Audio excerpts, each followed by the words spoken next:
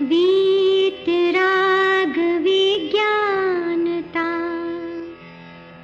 शिव स्वरूप शिवकार, नमः त्रियोग संहार के। वीतराग विज्ञान अर्थात विकार रहित ज्ञान स्वभाव सारभूत है। वो मंगल स्वरूप है और मंगलकारी है। मैं उसे मन वचन काय इन तीनों योगों को वश में करके नमस्कार करता हूं। 6 ढाला परम मांगलिक ग्रंथ है। पंडित दौलत राम जी द्वारा यह लिखा गया है। 6 इसमें ढाल है। 6वीं ढाल अंतिम ढाल का स्वाध्याय चल रहा है और अंतिम पड़ाव में ही चल रहे हैं।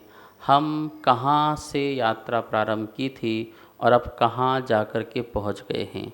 याद कीजिए, पहली ढाल में हम लोगों ने चारों गतियों के स्वरूप पढ़ा था। दुख क्या है, दुख क्यों प्राप्त होता है। दूसरी ढाल में अपन ने जाना था।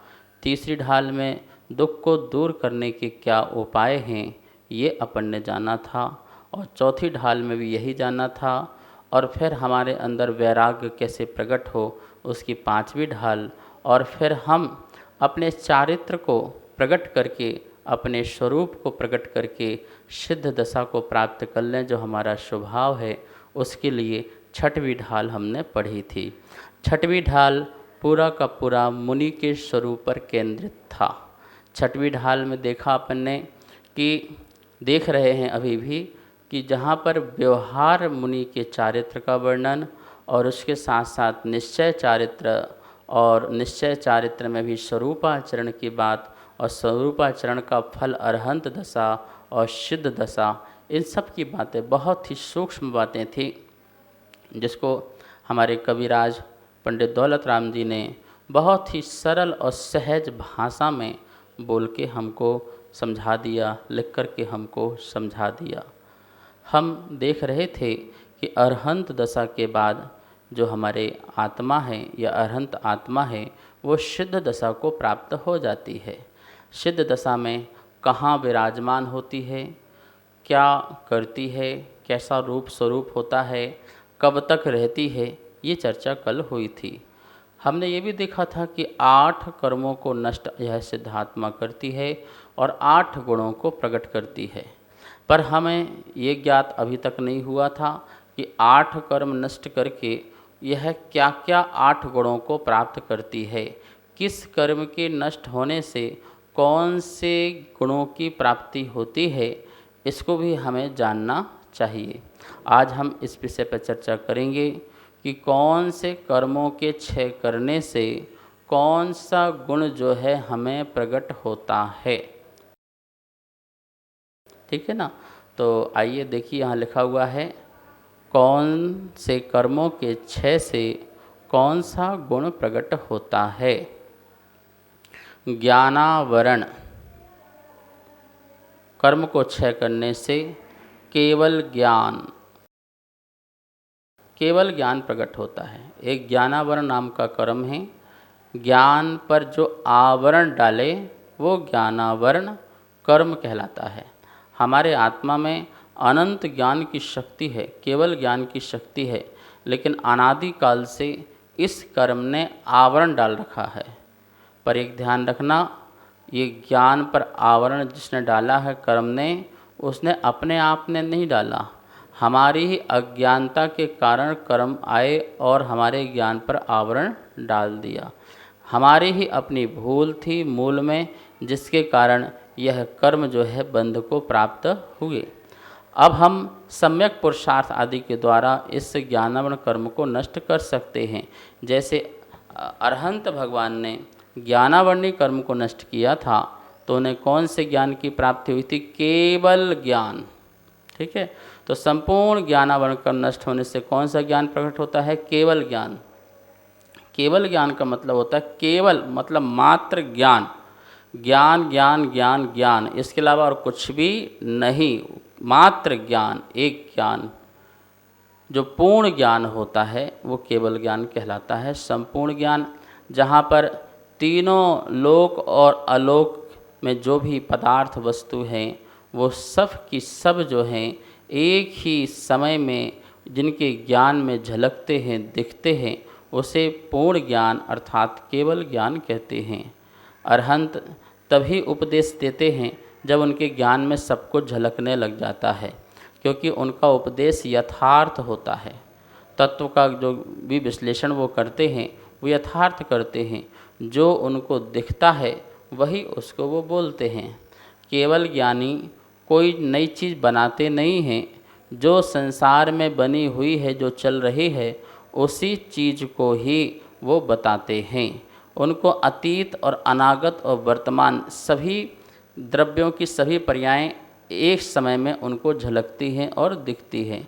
तो आपने देखा ज्ञानावरण कर्म के नष्ट करने से जीव को केवल ज्ञान की प्राप्ति होती है। दूसरा, दर्शनावरणी ये कर्म है, और इस कर्म के नष्ट होने से केवल दर्शन प्रकट होता है। मात्र दर्शन, केवल दर्शन मतलब मात्र दर्शन, जहाँ पर समस्त पदार्थ ज्ञान में आए, उसके साथ साथ उसका स्पष्ट प्रतिभास होना, सामान्य प्रतिभास होना, अभेद रूप से जो है प्रतिभास होना ज्ञान के साथ साथ, उसको बोलते हैं केवल दर्शन। यह भी अरहंत परमात्मा को प्रकट हो जाता है। क्या सिद्ध परमात्मा में केवल ज्ञान केवल दर्शन नहीं है? वो तो है ही है। जब शुद्ध दशा प्रकट हो चुकी है तो वो ऊपर भी साथ साथ रहेगी ही रहेगी। तीसरा, वेदनी कर्म। वेदनी कर्म का अभाव हो जाने से अव्याबाध नाम का सुख प्रकट होता है। अव्याबाध नाम का सुख, कैसा सुख है ये? अव्याबाध, जहाँ किसी के सुख में अब बाधा नहीं आएगी, ऐसा वह सुख प्रकट हुआ कि अब सुख में कोई बाधा नहीं उत्पन्न होगी। अभी तक जो भी हमें सुख प्रकट होता था वो सुख में बाधा उत्पन्न होती थी, इंद्रियजन बाधाएं उत्पन्न होती थी। अभी साता था तो फिर असाता आ जाता था, और साता में भी असाता का उदय आ जाता था। जो पूर्ण सुख मिल रहा था थोड़ा उसमें कम हो जाता था और कम हो जाता था।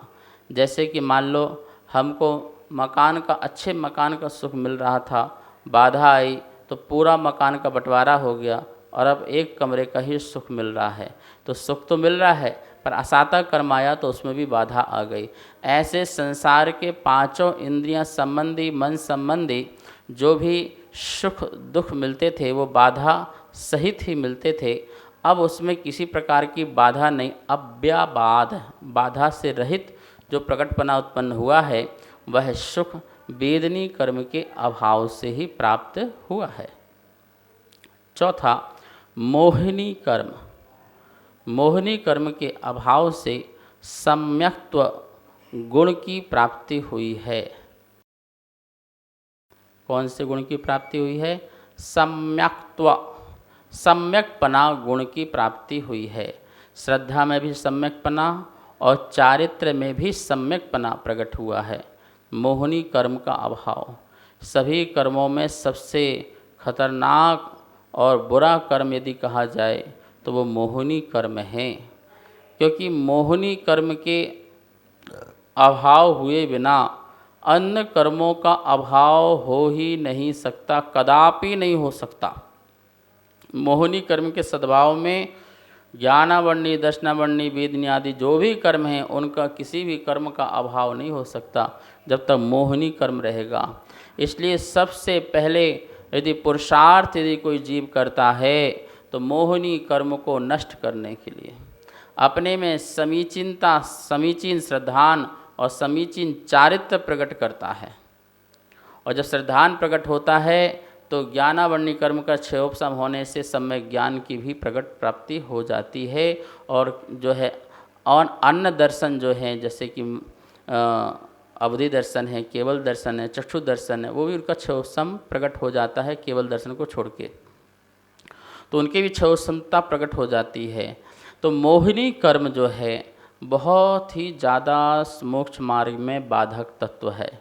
इसलिए सबसे पहले हमें मोह को घटाना चाहिए।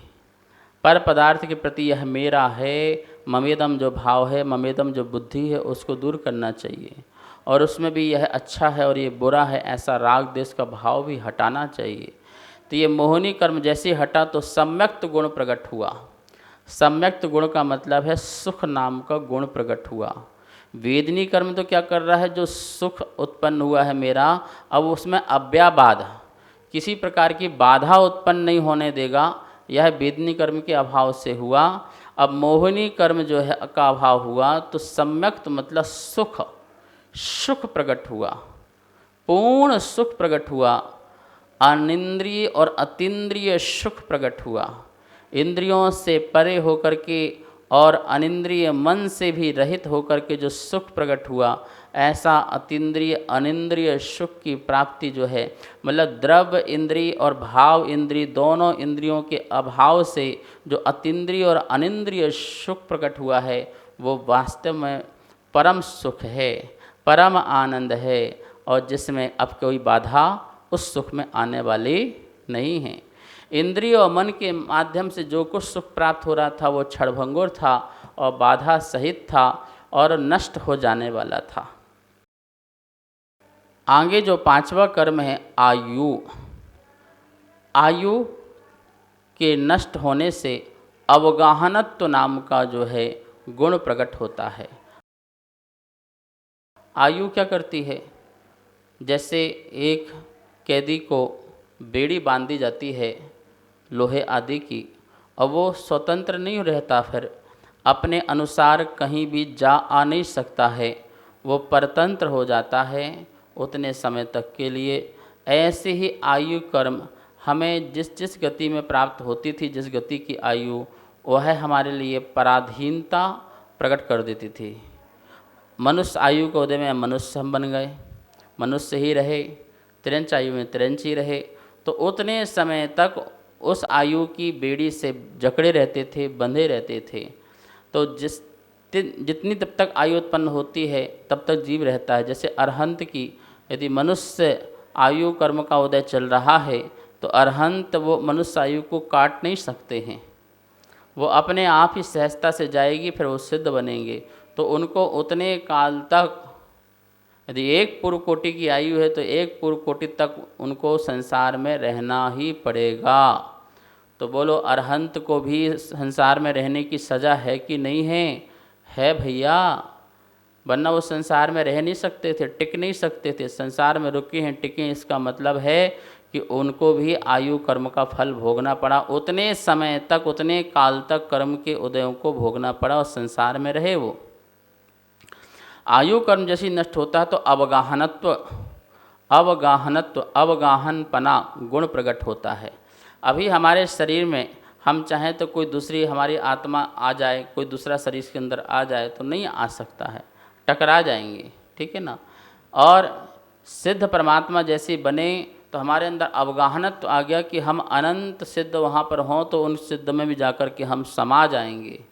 ऐसा अवगाहनत्वपना जो है हमारे अंदर प्रकट हो जाता है, जिससे अनंतानंत आत्माएं भी हमारी आत्मा में समाहित हो जाती हैं और वो एक दूसरे को स्पर्श भी नहीं करती हैं।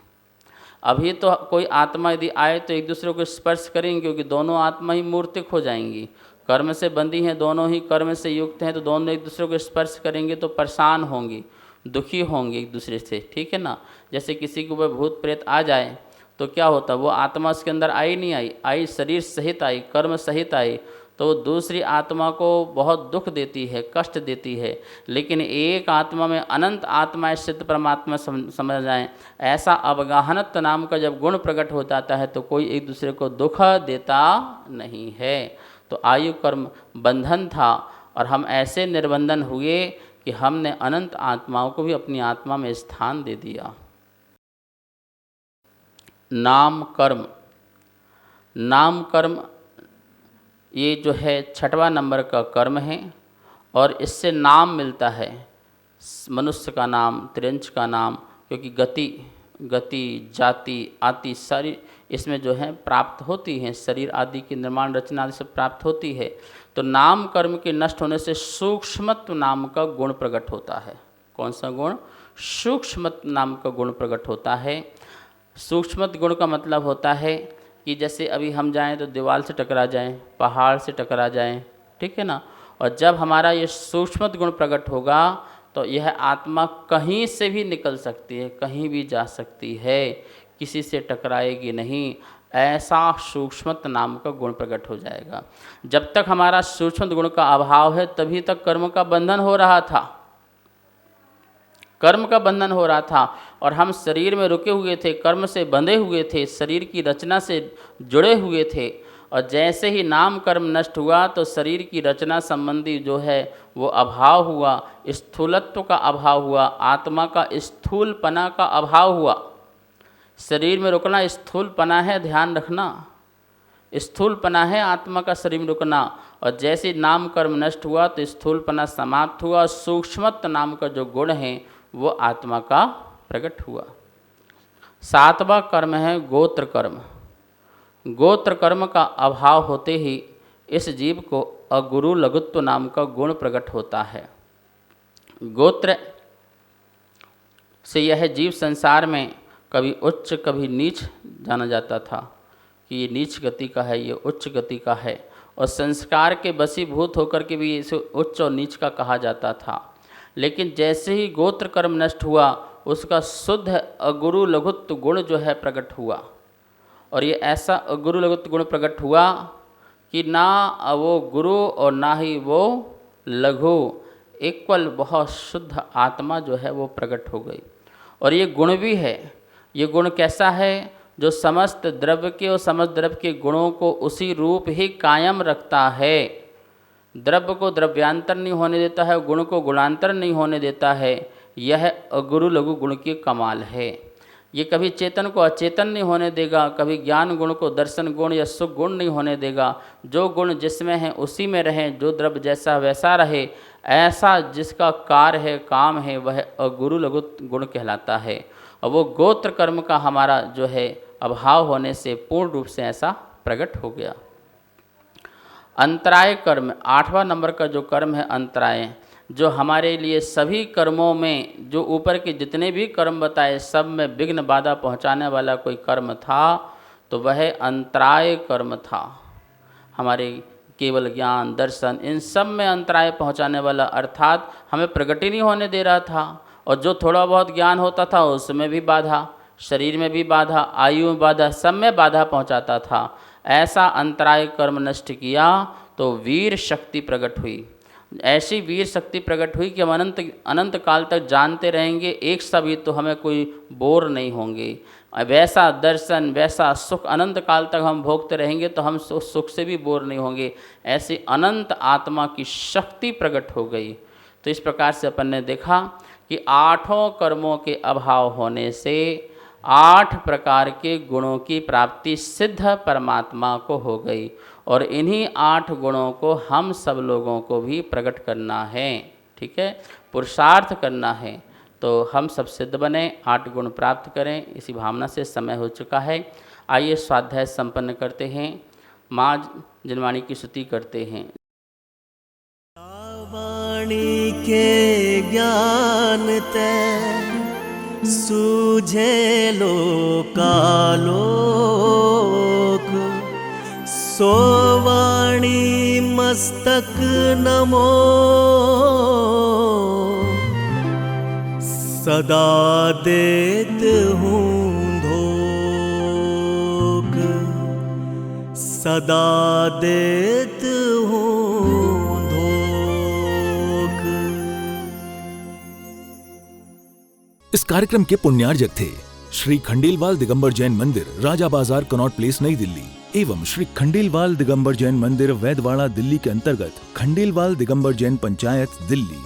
जिनेंद्र जैन नरपतिया अध्यक्ष, धीरज जैन कासलीवाल महामंत्री, विजय लोहाड़िया विक्की उपाध्यक्ष, गौरव पाटोदी मंत्री, विनोद पांड्या कोषाध्यक्ष।